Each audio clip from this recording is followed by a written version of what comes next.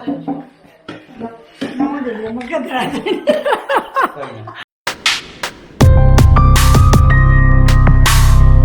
morning guys, welcome back to my channel. मैं नुमाई बेने खल मसी देखिए 7 days lockdown तो करे को चीन से खाई देखिए हरे ने खल 7 days पूरी 10 days इतना 14 days कुंबा तो हम नहीं है वो को हेंगले जी नुमाई चाम सुन ये तो चले हो मसी की खबर बुकता मी चाहूँगा क्या तुम जाइनी थोड़ा जाए या कहीं मत हो मधुनी वो को ओए जो एक्सेक्ट किनो दे खंगजे फरे लॉकडाउन तौरीसे होय खरा अइना हाबदो कोई डेली वेस्ट दा अर्न तो कंबू जे खरा बुदी चैथिंग बुदी हम पीरने बको अदुबु लाइफ इज मोर इंपोर्टेंट ओय बिना बको अदो अइनि पिजु ngरang mai pambom do खरा स्वेलिंग की टाइप खरा लाये बको इधर से पे आते तो रे बा खरा थी होय दे अदुना प्रश्न तोलो अदुना खरा थी मुबकान the तोइदुगा Hey, hojik tiba ro, hojik kena ada cat ni. Kamu baca, selalu ke. Kadang muka cili yang bayar tadi, apa? Macam. Kalau kan itu terang, orang tu ban kena ni kena, lockdown ni kena. Kadang sana macam. Orang ke. Dan juga ke. Orang ni hawa tu mulai ni, tu si jaga sar ke.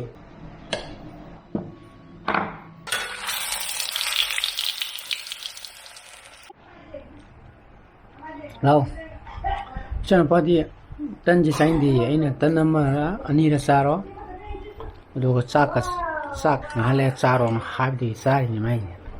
Natra, tu enggak juru ba.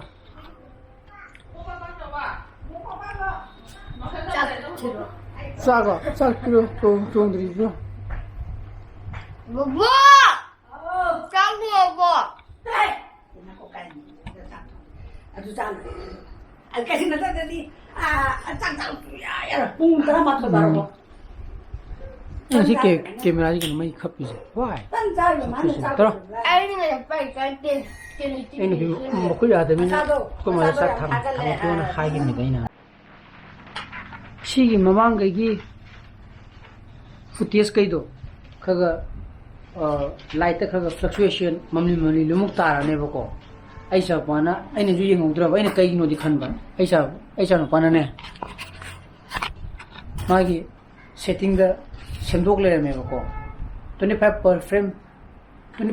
frame per second dah kau tu mana 240 thamle me, badu na fluctuation taule me. Ah, baru kapi je, full HD loinu kapi ne bako. Adu bu magi frame per second nama le bako. Adu bawa 25 tak kapi ne ba, nang 240 di thamam me ba. Hangaba maduna ne baduna jadi kan toro itu na mamang blog tu di mamang video ke di footage tu di fluctuation le ni ठीक है जैसी आ रही है home solution है गुली मचाओ गया बराबर कमाई तो क्या बनो चाहरो के दी ख्वादे के दी फनी रिलैक्स थी ओनी ने खले हजी मत चाहरो से इंटेस्टोमाक ओदी कांदा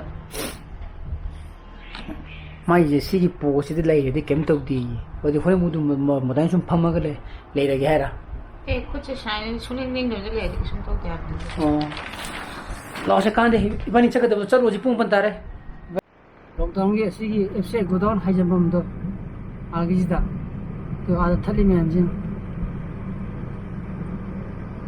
कोई बुद्धि यार करने न खले बको अदु कदा दे दिखतो ना गाइस लोग पछ लग ले रे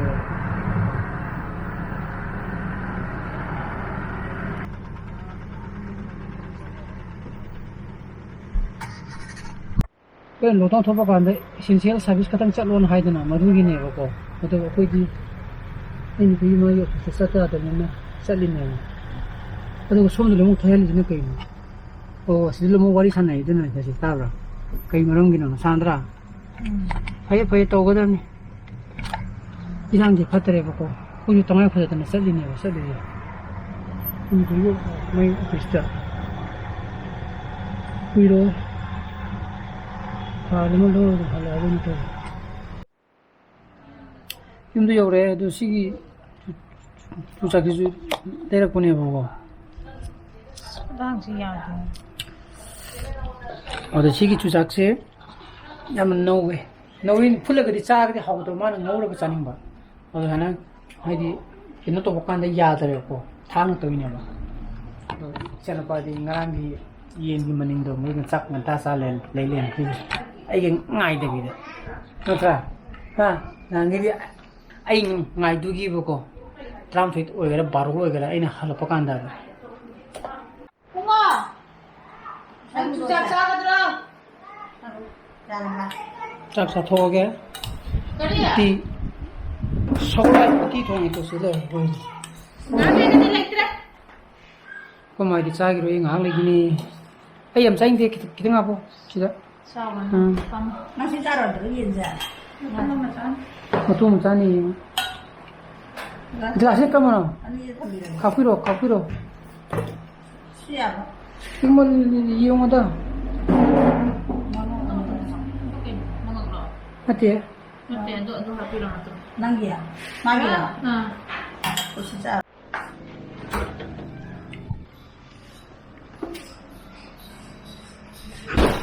Tụi à cây đi ha tiền qua cây gì tiền qua nào bà số gì à sao một phiếu tôi ba phiếu qua sao một phiếu qua cái con sao cái chân qua gì mai roller skate đó tôi chẳng 얘는 마음이다. 이게 컨셉이 롤러코스터라고 합니다. 모두 뭔가랑 당들긴 해. 오늘 럭토뷰 TV오나 하이리제.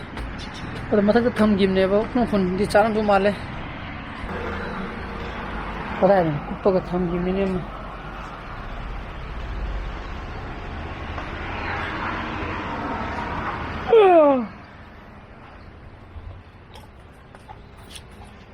지금 바이올린이 한테 메돌린 봐.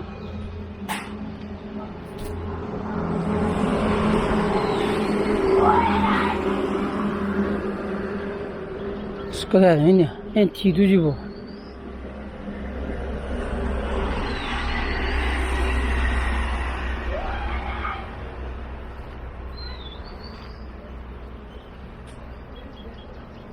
오 알레래. 아무것도 레일레.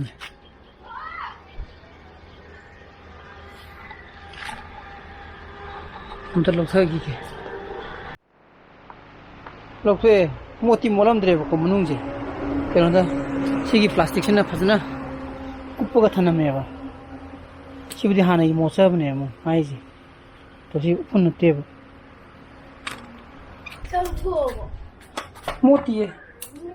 뭐야 이런 거 맞았다. 그런다네 처음 들어봐요 하. 그냥 처음 들어봐요 진심만한 밤새지. 지금 왕자다 हाँ याद रहे लोरे इधर बदल तो लोरे ना ना वांगी तो इन्हें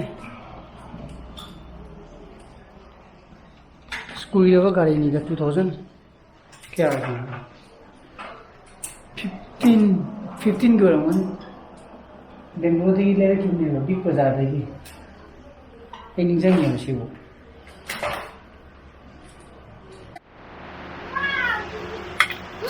good nung chure aduna koi ma pan tholi je mai muk re ba ko ali ma pan tholi ne ba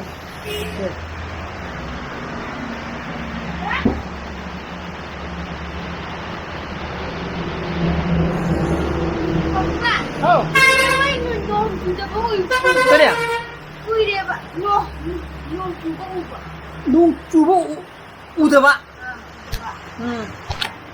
kita ke saro hau ne 그러면 달라고 ai ya re nan du phama ya re ma ka phama ya re na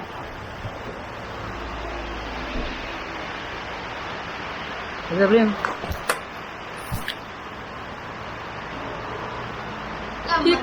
cái cây này nào Ini dia tidak.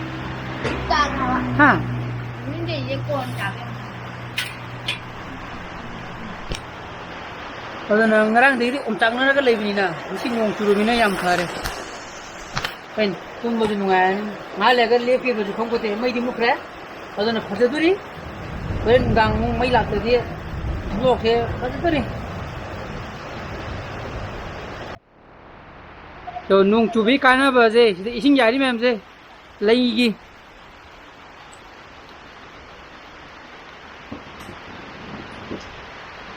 ꯄꯤꯇꯥꯗꯤ ꯑꯃꯨꯛ case ꯆꯠꯈ꯭ꯔꯕ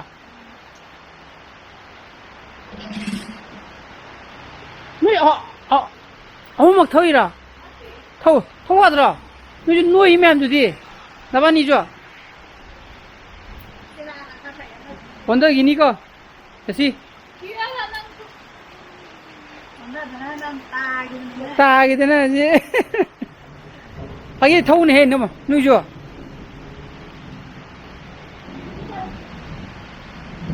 ꯃꯩꯕꯨꯗꯤ ꯂꯥꯛꯑꯦ ꯉꯁꯥꯏ ꯃꯩ ꯃꯨꯠꯈꯤꯕꯗꯣ ꯑꯁ ꯋꯦꯗꯔꯁꯤꯗꯤ ꯅꯨꯡꯉꯥꯏꯔꯦꯍꯦ ꯍꯥ ꯆꯥꯛ ꯆꯥꯔꯒꯦ 이찬오빠ꯗꯤ ꯉꯁꯥꯏꯅ ꯆꯥꯈ꯭ꯔꯦ ꯁꯤꯁꯤꯅ ꯁꯤꯗꯤ ꯇꯣꯠꯁꯟꯒꯗ꯭ꯔꯣ ꯅꯪ ꯆꯥꯛꯁꯦ ꯀꯩꯗꯣ ꯀꯃꯥꯏꯅ ꯆꯥꯗꯣꯏꯅꯣ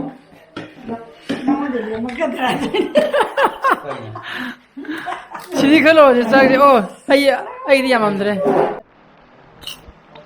지는 뭐로 살át 뭐로 가야 되나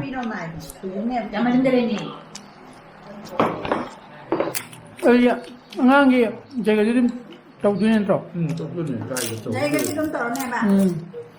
rồi 밑에 뒤에 오르면 자